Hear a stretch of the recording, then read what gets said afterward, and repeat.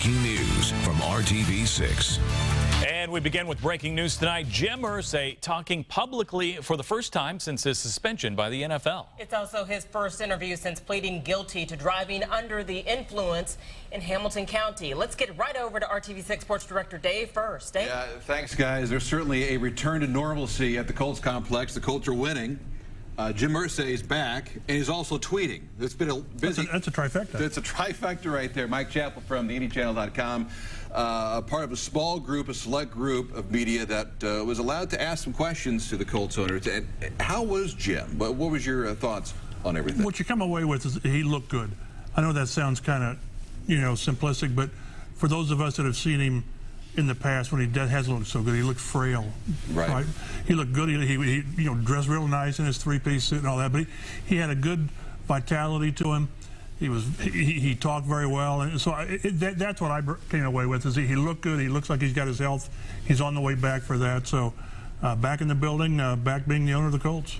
One of the many quotes, he says flat out, it's great to be back, and I'm doing great. And perhaps that's most important in all this. He said, physically, I feel fine. I'm sure he's got some more things to take care of as far, because this is going to be a, this is a long term. This is something that's going to go on for quite a while as far as managing the issues. But he said he feels great. He's great to be back in the building. And he had some bullet points that he kept going back to.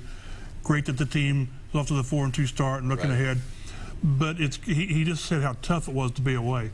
Anyone who knows Jim Irsay knows that, family, football, faith, and all that, however order you want to put it, he's very much, he's not a hands-on owner, but he's always got his hands on the team, if that makes any sense. And to be away for 6 weeks was very difficult for him. Well, here we go. 6-game suspension for driving while impaired. Did he speak at all to rehab or how he's changed his life at all, if at all? No, he didn't. But he did. He said he accepted the suspension, which, of course, sure, you had no option on that. But no, that was, there were sort of some things that he wasn't going to talk about. That was one.